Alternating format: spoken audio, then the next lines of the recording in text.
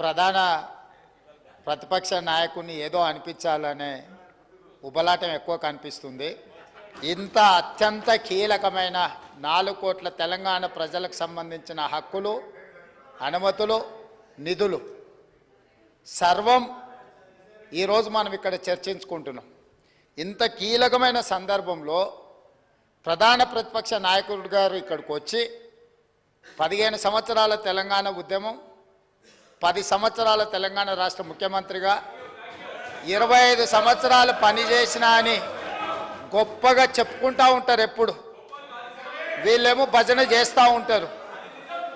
మరి అట్లాంటి అనుభవజ్ఞుడు ఇక్కడ వచ్చి కూర్చొని ఈ సభలో చర్చించి ఇందులో పాల్గొని కేంద్ర ప్రభుత్వాన్ని నిలదీయాల్సిన సందర్భంలో కూడా ఇక్కడికి రాకుండా మోడీ గారు వీరిక్కడికి వస్తే చూస్తే ఏమైనా జరుగుద్దేమనే భయంతో ఎక్కడో దాచుకొని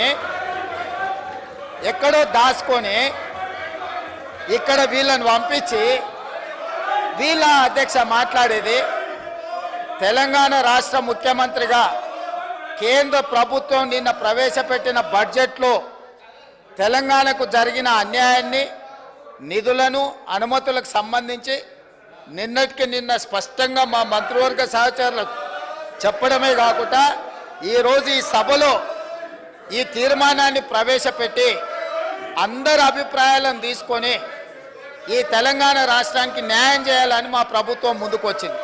కాబట్టి ఆ సభ్యులు ప్రస్తావించాల్సిన అంశాల మీద దృష్టి పెడితే అది తెలంగాణ రాష్ట్రానికి ఉపయోగపడుతుంది. అట్లా కాకుండా ఇట్లాంటి వివాదాస్పదమైన విషయాలు మాట్లాడితే వారి నాయకుడి యొక్క బండారం బయటపడుతుంది. దానివల్ల వారికే నష్టం జరుగుతుందని నేను సూచన చేస్తున్నా అధ్యక్ష.